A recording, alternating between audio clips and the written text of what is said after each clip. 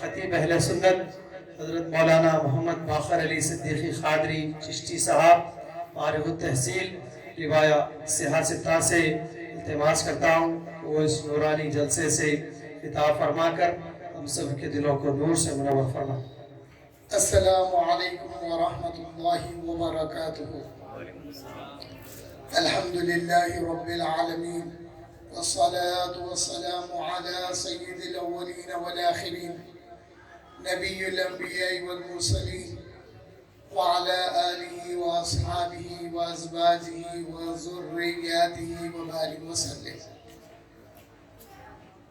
اما بعد فأعوذ بالله من الشيطان الرجيم بسم الله الرحمن الرحيم الذي يراك حين تقوم وتقلبك في الساجدين صدق الله العظيم وصدق رسوله النبي الأمين الكريم ونحن على ذلك لمن الشاهدين والشاكرين۔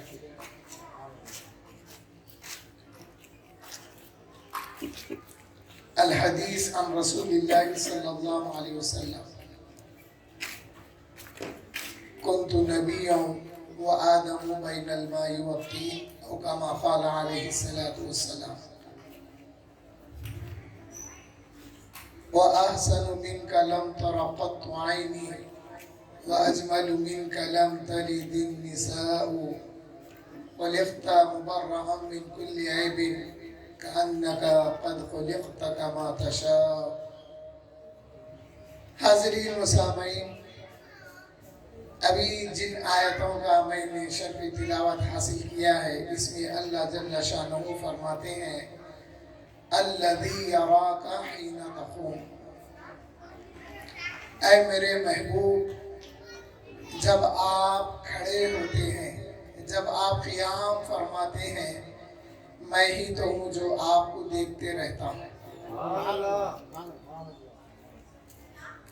اس آیت کی تفسیر میں حضرت ابو ہریرہ رضی اللہ تعالیٰ عنہ، حضرت عبداللہ ابن عباس رضی اللہ عنہما اور بھی صحابہ سے روایتیں منقول ہیں، جس میں یہ ہے کہ آقا کریم صلی اللہ علیہ وسلم جب قیام کے لیے ٹھہرتے یا رکوع فرماتے یا سجدہ کرتے تو اللہ فرما رہے ہیں کہ اے محبوب آپ کی عبادت کا سلیقے کو میں دیکھتا ہوں، اور آقا نے کیا فرمایا امت کے لیے تعبد اللہ کأنک تراہ، اللہ کی عبادت ایسے کرو جیسے اس کو دیکھتے ہو۔ فَإِن لَمْ تَكُنْ تَرَاهُ فَإِنَّهُ يَرَاكَ، اگر ایسا نہ ہو سکے فَإِن لَمْ تَكُنْ تَرَاهُ، اگر تم اس کو نہیں دیکھ سکتے تو یہ سمجھو کہ وہ تمہیں دیکھ رہا ہے۔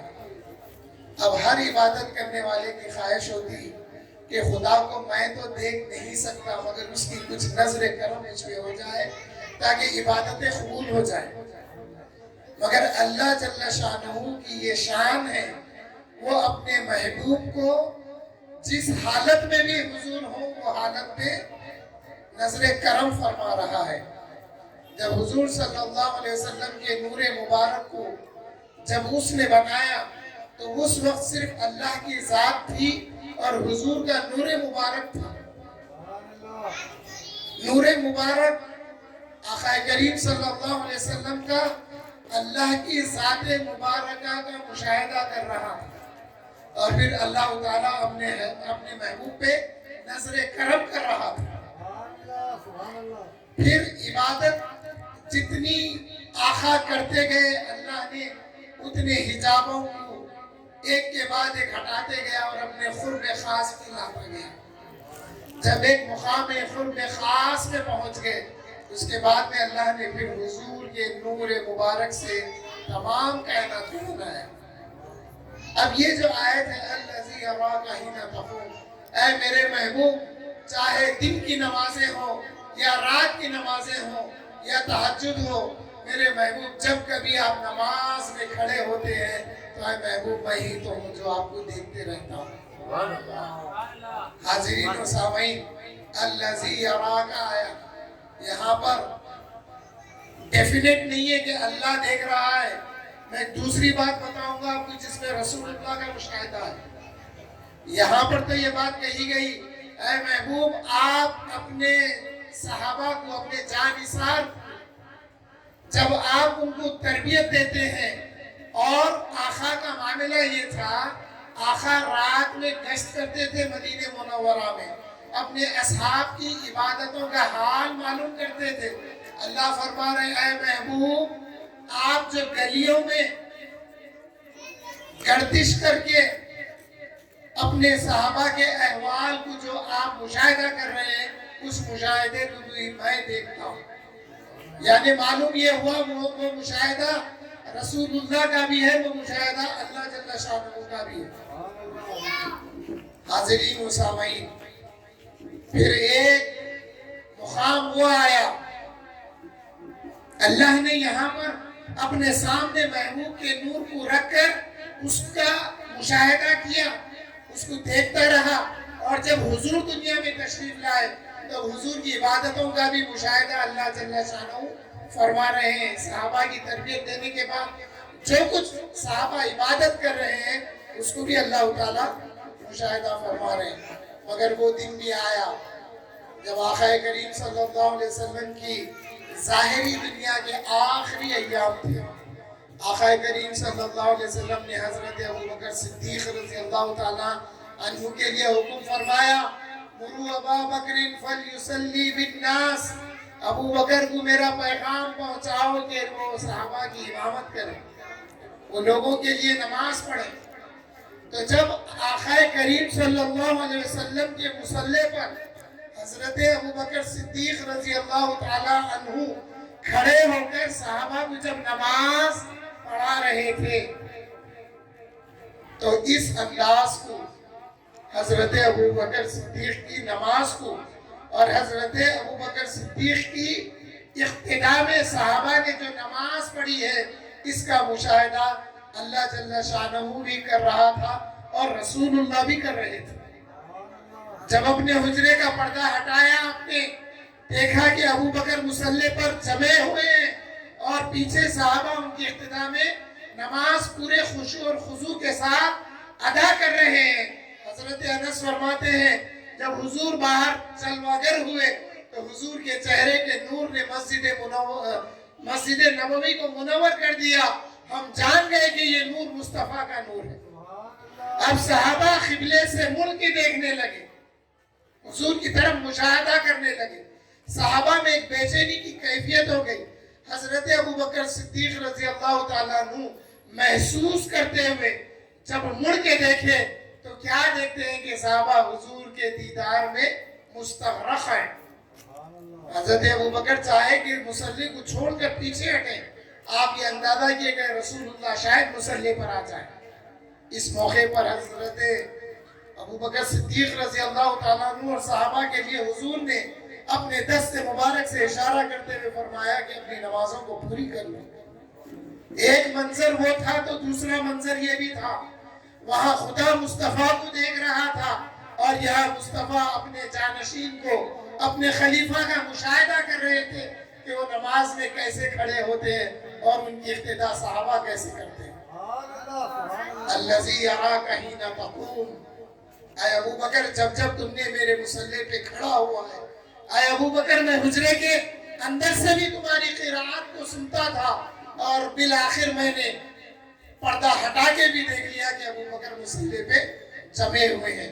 तो इससे मालूम ये हुआ हुजूर सल्लल्लाहु अलैहि वसल्लम ने जिसको अपनी हयात मुबारका में मुसल्ला दे दिया, सहाबा जान गए कि ये रसूलुल्लाह के जानशीन के लिए। सुभान अल्लाह, सुभान अल्लाह। यही नहीं, आसमानी किताबों में भी इसका जिक्र था कि नबी आखिर ज़मा हजरत मोहम्मद मुस्तफ़ा सल्लल्लाहु अलैहि वसल्लम के बाद उनके खलीफा अबू बकर होंगे।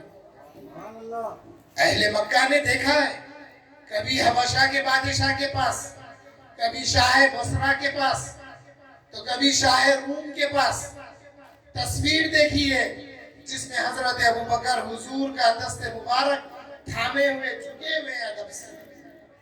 हाज़िरीन मोहतरम, الذی یراک حین تقوم، اے محبوب جب جب آپ نماز میں کھڑے ہوتے ہیں تو میں ہی تو آپ کو دیکھتے رہتا ہوں۔ پھر وہ نماز بھی تھی جس غزوے میں فرشتے حضرت جبرائیل کی معیت میں زمین پر اترے، غزوہ حنین کی بات ہے۔ سنن الدارمی میں امام دارمی نے اس کا ذکر کیا ہے۔ حضور صلی اللہ علیہ وسلم غزوہ ختم ہو گیا، جنگ ختم ہو گئی، حضور نماز ادا فرما رہے ہیں۔ جبرائیل امین اپنے ساتھ جو فرشتے لائے تھے ان فرشتوں کو لے کر اللہ کی بارگاہ میں جب پہنچے، اللہ نے پوچھا اے جبرائیل گئے تو میرے حکم سے تھے، کیا واپس میرے مصطفیٰ کے حکم سے آئے؟ جبرائیل علیہ السلام عرض گزار ہوئے یا اللہ جل شانہ، جس مقصد سے ہم اتارے گئے تھے وہ مقصد پورا ہو گیا، غزوہ پورا ہو گیا ہے، اور رسول اللہ نماز میں مصروف تھے، تیری نماز میں مصروف تھے، ہم آ گئے۔ اللہ جل شانہ نے فرمایا اے جبرائیل دوبارہ زمین پر اترو، میرے محبوب کی نماز ختم ہونے کا انتظار کرو، اور پھر میرے محبوب سے اجازت لینا، اگر وہ تمہیں اجازت دے کہ تم لوٹ جائیں تو لوٹ کر میرے پاس آنا، ورنہ میرے محبوب کی خدمت میں رہنا۔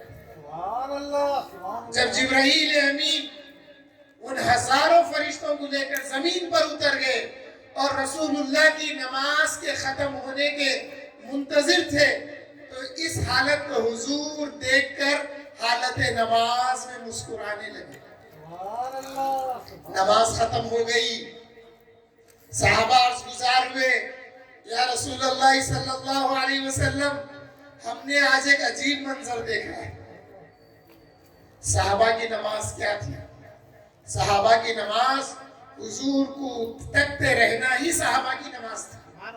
اسی لیے اگر آپ حدیث مبارکہ پڑھیں گے تو یہ جو سری تسبیحات آئی نا، یہ معلوم کیسے ہوئی؟ یعنی خاموشی سے جو تسبیحات پڑھی گئی، جو ذکر اذکار ہوا یا سورہ فاتحہ پڑھی گئی سری نمازوں میں، اس کا علم صحابہ کو کیسا ہوا؟ تو بعض موقعوں پر صحابہ نے کہا ہم جب رسول اللہ صلی اللہ علیہ وسلم کو دیکھا کرتے تھے تو آپ کی سری نمازوں میں آپ کے یہ لب مبارک اور یہ گال شریف کو حرکت ہوتے ہوئے ہم نے دیکھا تھا۔ تو اسی لیے سری نمازوں میں دل میں پڑھنا نہیں ہے، دل میں پڑھنا نہیں ہے، اتنی آواز سے پڑھنا کہ ہونٹ ہلنا۔ اور فرض نماز اگر آپ پڑھ رہے ہیں اکیلے تو وہ آواز بلند اتنی پڑھنا کہ کم سے کم اپنے کو جو قرات کر رہے ہیں وہ سنائی دینا۔ تو حاضرین محترم، حضور صلی اللہ علیہ وسلم نے فرمایا اے میرے صحابہ سنو، اس غزوے میں جبرائیل فرشتوں کے ساتھ تمہاری مدد کے لیے نازل ہوئے تھے۔ غزوہ ختم ہو گیا، جب جبرائیل فرشتوں کے ہمراہ اللہ کی بارگاہ میں پہنچے تو اللہ نے پوچھا اے جبرائیل کہ تو میرے حکم سے تھے، واپس میرے محبوب کے حکم سے آئے؟ جبرائیل عرض گزار ہوئے یا رسول اللہ، یا اللہ آپ کے محبوب نماز میں مصروف تھے۔ تو پھر یہ کون سی نماز تھی؟ یہ نماز وہی نماز تھی، آقا کریم صلی اللہ علیہ وسلم اللہ کا دیدار کر رہے تھے اور اللہ تعالیٰ آقا پہ نظر کرم فرما رہا تھا۔ آقا نے یہ بھی فرمایا اپنے صحابہ سے اے میرے صحابہ تم کیا خیال کرتے ہو؟ میں بس اس طرف ہوتا ہوں، یعنی تم کیا خیال کرتے ہو کہ میری توجہ قبلے کی طرف ہوتی ہے؟ سنو، نہ تمہارا خشوع نہ تمہارا خضوع مجھ سے کوئی مخفی نہیں ہے۔ تم سمجھتے ہو میں آگے دیکھتا ہوں، میں پیچھے بھی ایسے ہی دیکھتا ہوں جیسے میں سامنے دیکھتا ہوں۔ تو آقا کا یہ مقام تھا، آقا جتنا آگے دیکھتے تھے آقا اتنا ہی پیچھے دیکھتے تھے۔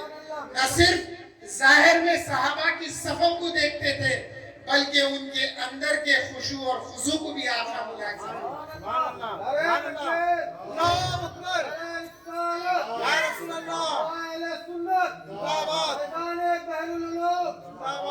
یہی عقیدہ اہل سنت والجماعت کا ہے. اہل سنت والجماعت کا عقیدہ کوئی باطل اقاویل اور تاویلات پر نہیں ہے. در منصور میں امام جلال الدین سیوطی نے ان روایات کو لے کر آیا ہے.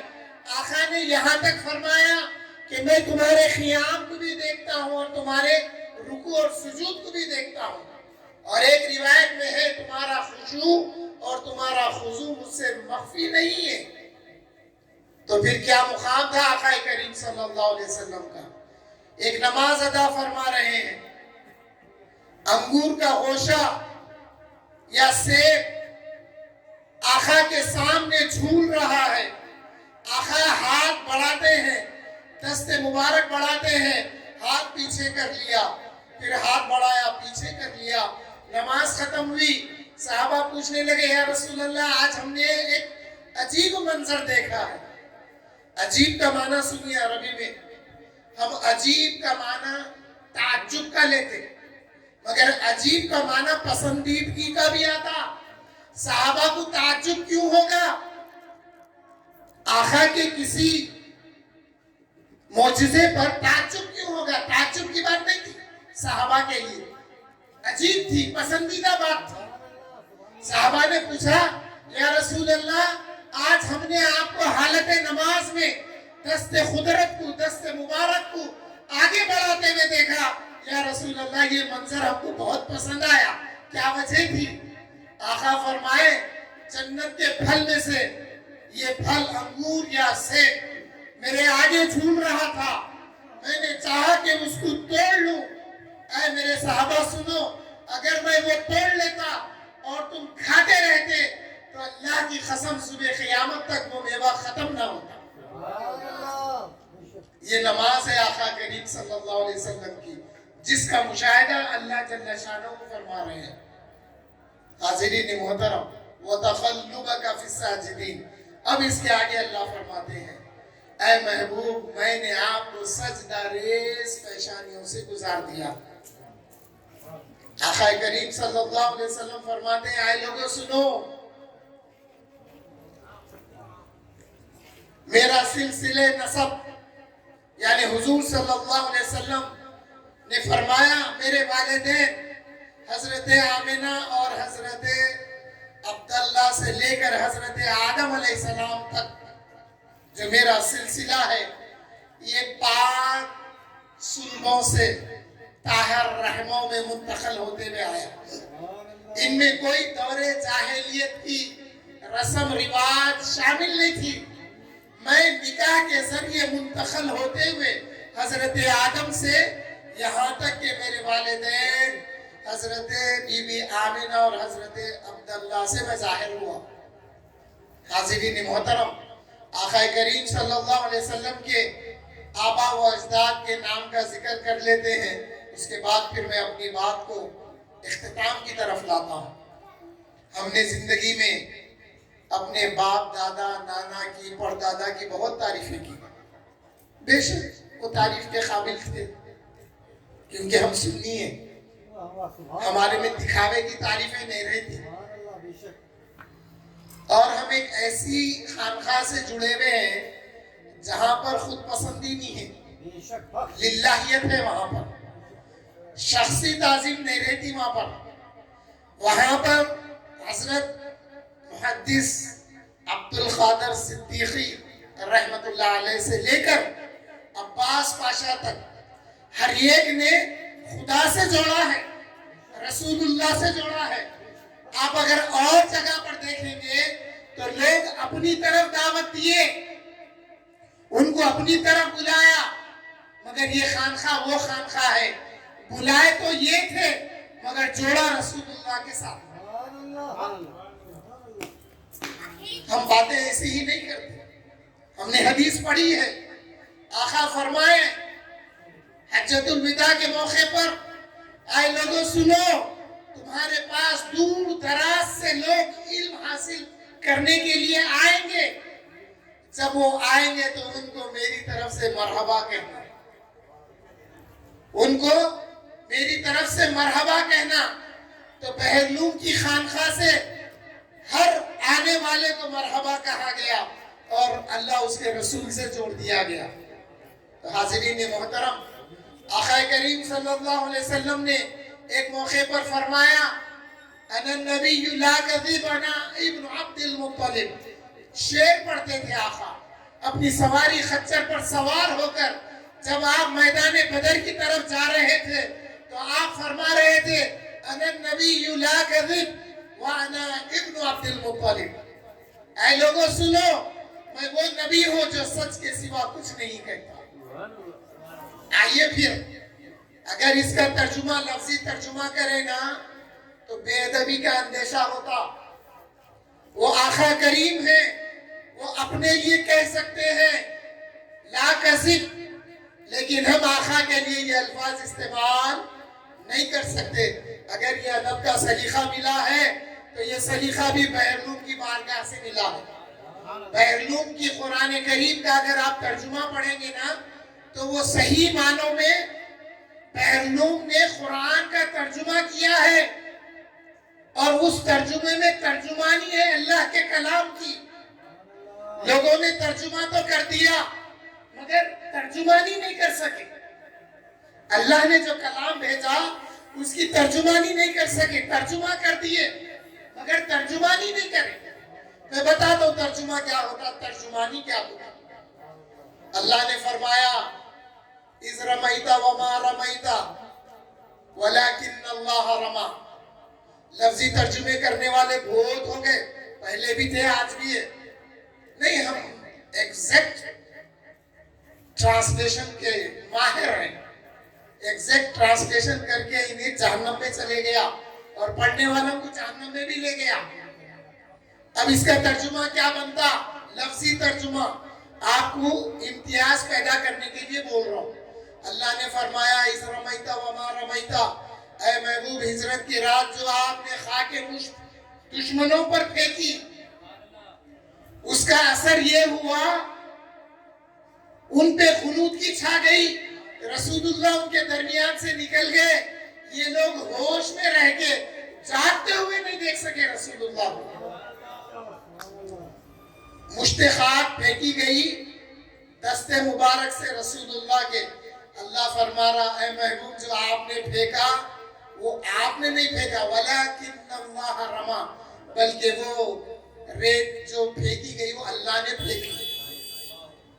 اب رسول اللہ کا دست مبارک صحابہ نے دیکھا، تاریخ میں لکھا گیا، آج تک ہم نے پڑھا کہ رسول اللہ نے پھینکی تھی.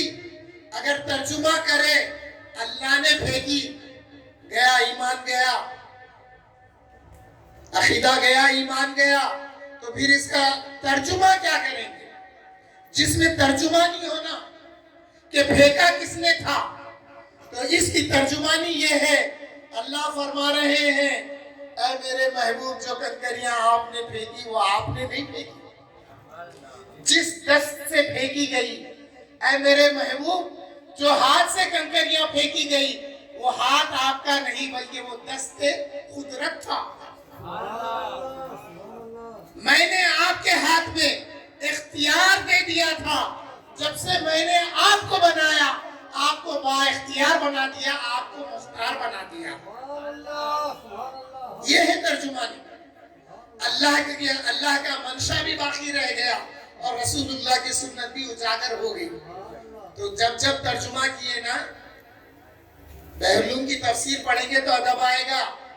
اعلیٰ حضرت امام احمد رضا خان فاضل بریلوی رحمت اللہ علیہ کی تفسیر پڑھیں گے تو ادب آئے گا. اب آئیے اس کا ترجمہ کیا کرتے ہیں. آقا فرمائے انا النبی لا کذب وانا ابن عبد المطلب.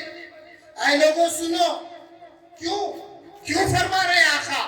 خچر پر سوار ہے، بدر کے میدان میں تشریف لے جا رہے ہیں، کہہ رہے ہیں اے لوگوں سنو، میں وہ نبی ہوں جو سچ کے سوا کچھ نہیں کہتا.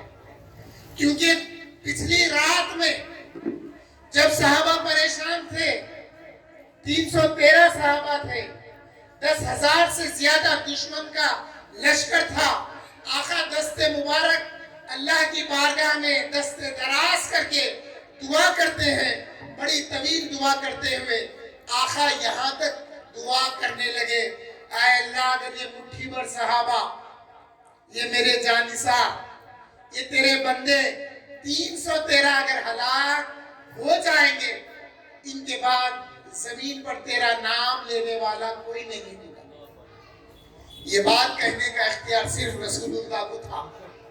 ये नाज था अल्लाह की बारगाह में। जब हजरत अबू बकर सिद्दीक ने सुना तो आका को पीछे से थाम लिए और आका की चादर गिर रही थी, उठा लिए और फिर उसको आका के शोल्डर्स पर डालते हुए थाम के कहने लगे, या रसूलुल्लाह सल्लल्लाहु अलैहि वसल्लम, इतनी गिरिया औजारी बस कीजिए, अल्लाह ताला आपसे जो वादा किया है उस वादे को पूरा करेगा। हुजूर ने लकीर मार के बताया था, ऐ जानिसारों सुनो, अबू जहल यहाँ गिरेगा, फिर लकीर मार के बताया उतबा यहाँ गिरेगा, फिर लकीर मार के बताया शैबा यहाँ गिरेगा। जो सहाबा थे वो तो ईमान ला चुके थे, आका के फरमाने पे खुश हो गए थे। अरे कल के दिन देखेंगे अबू जहल कैसा गिरता। अबू जहल कैसा गिरा? तो बच्चों ने मार दिया, मास और मुआविज रज़ियल्लाहु अन्हुमा। दोनों आके हुजूर के पास कहने लगे, या रसूल अल्लाह, हमने मारा है। आका उनकी तलवार को लेके सूंघ के फरमाए, हाँ ये बच्चों ने मारा है। अहले सुन्नत वल जमात अकीदा कैसा निकालती सुनिए आप इख्तिलाफ नहीं करेंगे मेरे साथ, इनकार नहीं कर सकते इस बात का। आका ने तलवार के खून को सूंघा तो पता चला जो खून अबू जहल की रगों में दौड़ रहा है, आका उस खून से भी वाकिफ है। समझ नहीं आई? फिर ये गली गूंजती थी नारों से, या मैं आपको समझा नहीं सका? फिर एक बार जब वो बच्चों ने तलवार बताई तो आका सूंघे तलवार को, खून लगा हुआ था। आका ने फरमाया, हाँ ये बच्चों ने मारा। मालूम क्या हुआ?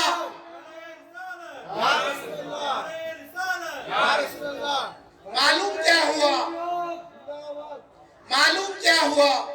जो खून अबू जहल की रगों में दौड़ रहा है, उस खून से आका वाकिफ है। ये अकीदा है अहले सुन्नत वल जमात का। कोई जज्बाती बातें हमारे पास नहीं है। हम एक ऐसी खानखा से जुड़े हुए हैं जहां पर अकीदे की सदाकत वहां से मिलती है, अकीदे की सनद वहां से मिलती है, अकीदे को अकीदत भी वहीं से मिलती है।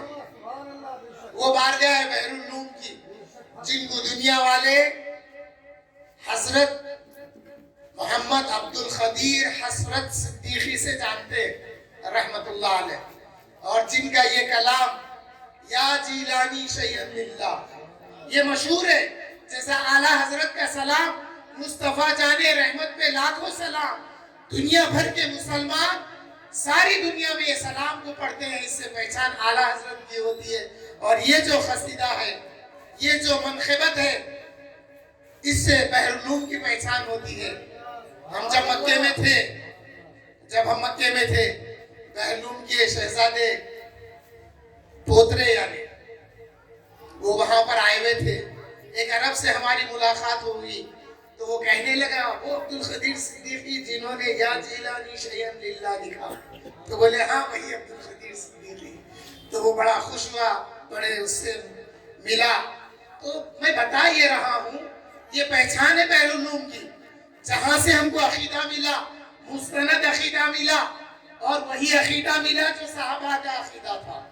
तो हाज़िरीन मोहतरम, अब ये जो जुमला है, ये जो शेर है आका का, अनन नबी ला कज़िब, इसका तर्जुमा अदब के साथ कैसे करेंगे? अगर लफ्जी तर्जुमा करेंगे तो आका फरमा रहे हैं, लोगों सुनो, मैं वो नबी हूँ जो झूठ नहीं बोलता, और मैं इब्ने अब्दुल मुत्तलिब हूँ। हुजूर ने नाज किया, मैं अब्दुल मुत्तलिब का बेटा हूँ, हालांकि हजरत अब्दुल मुत्तलिब के पोतरे हैं हुजूर। मगर आका को जिन पे नाज है, وہ حضرت عبد المطلب ہے جن کا نام لے کے آقا نے بتایا. تو پھر اس کا ترجمہ کیا کریں گے؟ آقا فرمائے کہ میں وہ نبی ہوں جو جھوٹ نہیں کہتا. یہ آقا کی ذات مبارکہ ہے، وہ کہہ سکتے، مگر ہم کیا کہیں گے؟ اب اگر اپنے والد سے بات ہو رہی اور ایک بیٹے سے بھی بات ہو رہی، بات ایک ہی ہے، یہی الفاظ ہیں، واقعہ یہی ہے. بیٹے سے کیسے خطاب کریں گے، بابا سے کیسے بات کریں گے، سلیقہ بتاتا ہوں. آج کے بچوں کے لیے ادب کیا ہے سنو. اگر بیٹا غلطی کرتا ہے تو بولیں گے بیٹے آپ جھوٹ بول رہے. کیا بولیں گے؟ بیٹے آپ جھوٹ بول رہے. یہی بات والد کو نہیں بول سکتے. ادب ہے تو ادب کیا ہے، پھر جملے کیا ہے ادب کے؟ والد سے عرض کریں گے بابا جان آپ خلاف واقعہ بول رہے ہیں. کیا بولیں گے؟ خلاف واقعہ بات ہے یہ، آپ خلاف واقعہ بول رہے ہیں. بیٹے کو جھوٹ بولیں گے، وہ بیٹے کا ڈر باقی رہ گیا، باپ کی ڈانٹ باقی رہ گئی کہ بیٹا تو جھوٹ بول رہا ہے. ڈانٹ ہو گئی، ڈبٹ ہو گئی، ادب سکھا دیا، اخلاق سکھا دیا، سب کچھ سکھا دیا، مگر میں عمل کب کرا، اس پہ میں عمل کب کرا؟ اگر والد سے اس قسم کی بات ہو گئی ہے تو ان ساری باتوں پہ میں عمل اس طرح کرا کہ بابا جان آپ خلاف واقعہ بول رہے ہیں. تو پھر اب یہی ترجمہ نبی کے لیے کیا ہوگا؟ نبی نے فرمایا میں وہ نبی ہوں جو جھوٹ نہیں کہتا. تو پھر اب امتی ہونے کے ناطے اس کا ترجمہ کیا کریں گے، اس بات کو کیسے سمجھیں گے؟ تو آئیے بڑی آسانی سے سمجھا دیتا ہوں. آقا نے فرمایا اے لوگوں سنو، میں وہ نبی ہوں جو سچ کے سوا کچھ نہیں کہتا. اے لوگوں، میں وہ نبی ہوں جو سچ کے سوا کچھ نہیں کہتا. کوئی آپ کو اختلاف نظر آ رہا ترجمے میں؟ جملے بھی باقی رہ گئے، ادب بھی باقی رہ گیا، مفہوم بھی ادا ہو گیا اور سمجھ بھی آ گیا. پھر ایک موقع پہ آقا کریم صلی اللہ علیہ وسلم اپنے آبا و اجداد کا ذکر کیا. ابھی میں نے بتایا ہم اپنے باپ دادا کا ذکر بہت کیے، بہت ان کی تعریفیں بیان کی.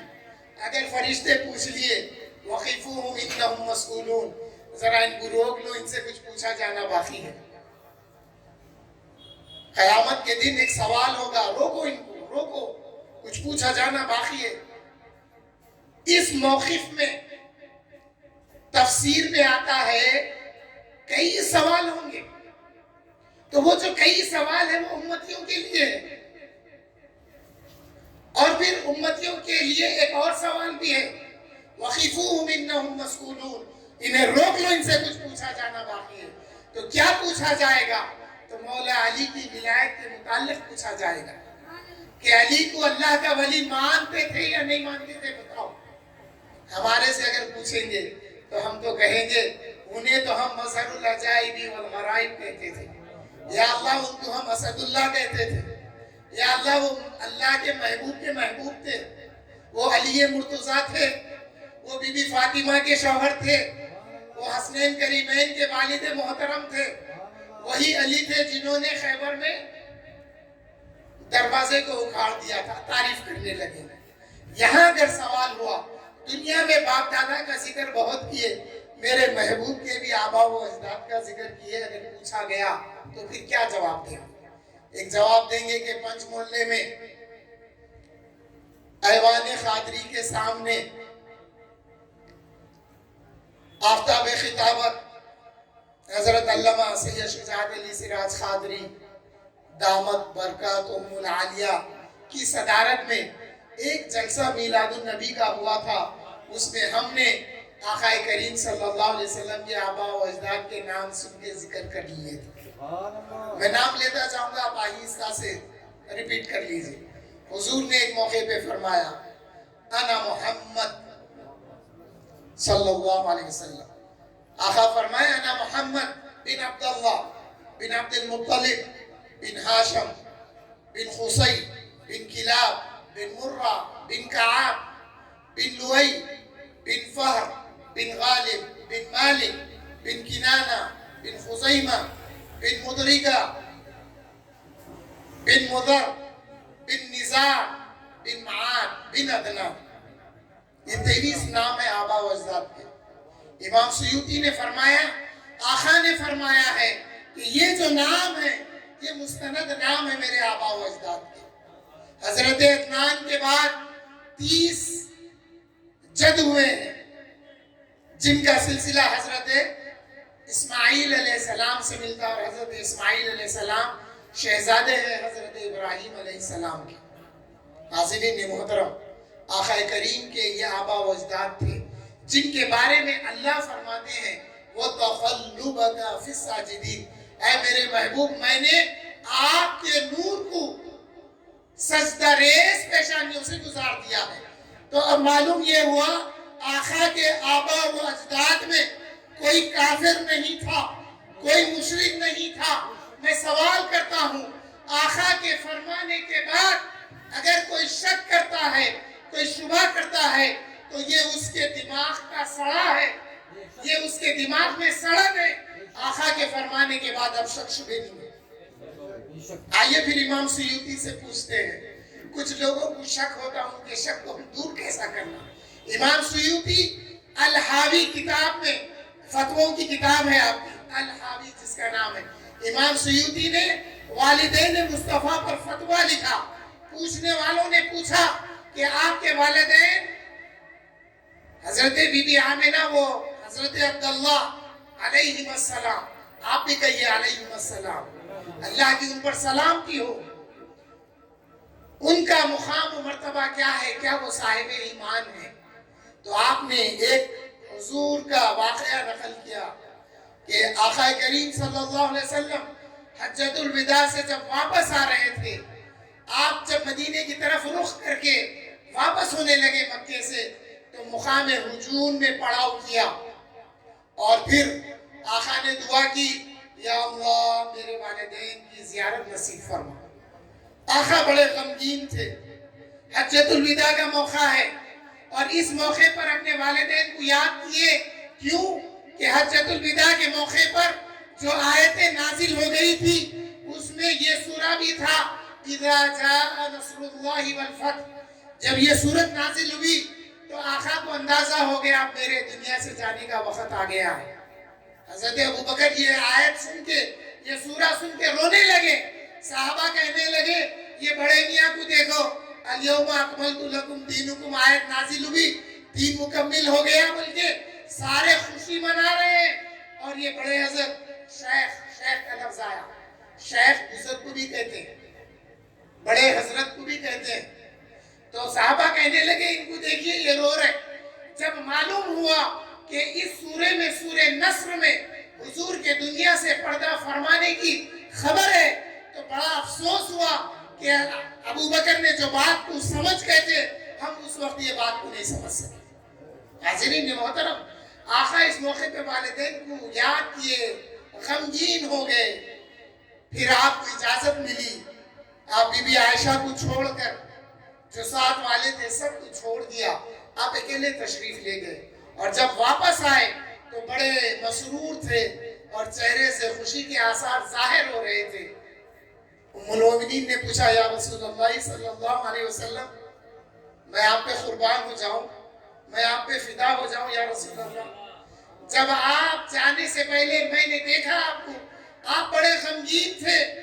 جب آپ جا کے تشریف لائے ہیں تو آپ کے چہرے سے خوشی کے آثار نمایاں ہیں، یا رسول اللہ کیا وجہ بنی بتا دیجیے۔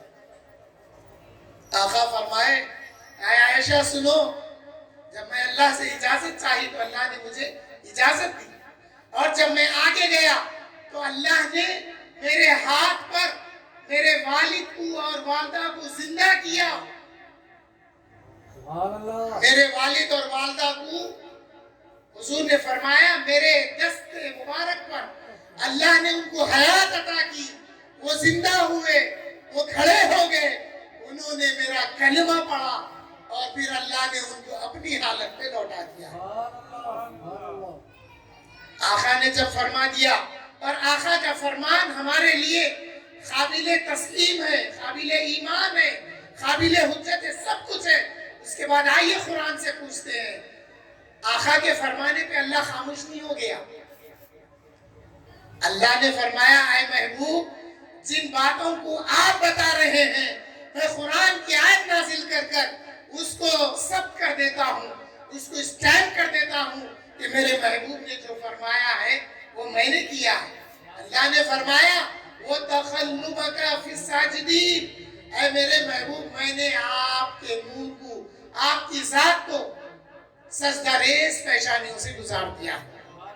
بڑا زعم کرتے ہیں لوگ، مسجدوں میں جمع ہوتے، تھوڑا موٹی لینگویج ہو جاتی میری، بگونے لے کے بستر لے کے مسجدوں میں جمع ہو جاتے، مغرب کی نماز ہوتی، لوگوں میں بولتے دیکھو اللہ کا کرم ہو گیا ہمارے پہ، ہم نماز پڑھے، اللہ نے توفیق دیا، ہم مسجد میں جمع ہوئے۔ حضرت ابراہیم بہت تبلیغ کیے مگر ان کے والد ایمان نہیں لائے۔ میں سنوں یہ بات، روک دیا اس کو، میں بولا ادھر کی بات ادھر کیوں ملا رہا؟ اس لیے یہ لوگ بولتے نبی والا کام کر رہے ہیں۔ ارے نبی کو پڑھ پہلے، نبی کی محبت پیدا کر، پھر خواجہ اجمیر سے پوچھتے ہیں آپ نے کیا کیا؟ آپ نے کچھ نہیں کیا۔ جب آپ اجمیر آئے تو آپ کے نورانی چہرے کو دیکھ کر جو عشق رسول سے نور نکل رہا تھا، عشق رسول جو دل میں تھا، جو محبت رسول اللہ کی سلطان الہند کے دل میں تھی، اس کا اظہار چہرے سے نور ظاہر ہو رہا تھا، اس نور کو دیکھ کے جمع ہوئے تھے۔ یہ مدر پینے والے، ان کی عقل جاتی وہاں تک نہیں جاتی، خوبصورت چیز کو دیکھے، انوار کو دیکھے، آگے جمع ہو گئے، پھر جب واپس گھر کو گئے تو بولے ارے جانے سے پہلے پیٹ میں درد، سر میں درد، بیمار تھا، جا کے آیا تو بیماری میں تخفیف معلوم ہو رہی، بار بار جانے لگا، کہنے لگا لوگوں سے میری بیماری دور ہو گئی، آؤ تم بھی آؤ۔ ایسے جمع ہوئے لوگ، کلمہ نہیں پڑھا ہے، آ کے یہ نہیں بولے اے لوگوں میں آیا ہوں تم کو مسلمان کر، نہیں، لوگ آ کے مسلمان ہوئے۔ مگر اسلام کی یہ بات کو بھی حقیقت ہے جانیے، جب وقت آیا تو تلوار سے بھی اسلام پھیلا اور محبت سے بھی اسلام پھیلا۔ اگر صرف محبت سے پھیلتا تو رسول اللہ غزوات میں جنگ بدر میں تلوار لے کے نہیں آتے۔ وقت کا تقاضا ہوتا ہے۔ آخری بات، آقا کریم صلی اللہ علیہ وسلم کے آبا و اجداد اہل ایمان ہیں۔ حضرت ابراہیم علیہ السلام کے والد کے بارے میں قرآن میں جو آزر کا لفظ آیا وہ حضور کے والد نہیں، حضور کے چچا ہیں، اس لیے کہ حدیث شریف میں آیا کہ چچا کا مرتبہ باپ کے برابر ہوتا ہے۔ اور اگر آپ حضور سے آدم علیہ السلام یا ابراہیم علیہ السلام کے آگے نسب دیکھیں گے تو اسماعیل بن ابراہیم بن طارح یا طارخ نام آتا ہے، آزر نہیں آتا۔ یہ لوگ ان باتوں کو لے کر یہ بدعقیدگی کی بات کرتے ہیں۔ ہمت پیدا کریے، ایسے لوگوں کو روکیے۔ ارے بدبخت، اگر حضرت ابراہیم علیہ السلام کے والد صاحب ایمان نہیں ہوئے تو پھر نہ تیرا ایمان مکمل نہ تیرے باپ دادا کا ایمان مکمل۔ رسول اللہ کے آبا و اجداد کو اگر صاحب ایمان نہیں مان رہا تو انہیں کدھر، اس کا خاندان کدھر، ادھر ہی چھوڑی۔ اللہ ایسوں کی صحبت سے بچائے، ہمیں زبانی جہاد اور ہاتھ سے اور اپنے عمل سے کرنے کی توفیق عطا فرمائے۔ وقت کا تقاضا ہے، وقت بہت لے لیا میں اور آگے نہیں بتاتا، امید کرتا ہوں آگے کی بات آفتاب خطابت بتائیں گے۔ اللہ یا اللہ، ہم آپ کی بارگاہ میں دست بدعا ہیں، ہم نے آپ کے محبوب کے آبا و اجداد کا ذکر کیا ہے، یا اللہ ہمارے آبا و اجداد کی مغفرت فرما دے۔ الہ العالمین، آپ کے محبوب کے آبا و اجداد کو جو نور تو نے عطا کیا تھا، اس نور کے صدقے میں ہمارے آبا و اجداد کی قبروں کو نور سے منور فرما دے، اس میں رحمت نازل فرما۔ الہ العالمین، ہمیں حضور صلی اللہ علیہ وسلم کا سچا محب بنا اور مرنے سے پہلے زبان پر کلمہ طیب لا الہ الا اللہ محمد رسول اللہ نصیب ہو۔ آمین والحمدللہ رب العالمین۔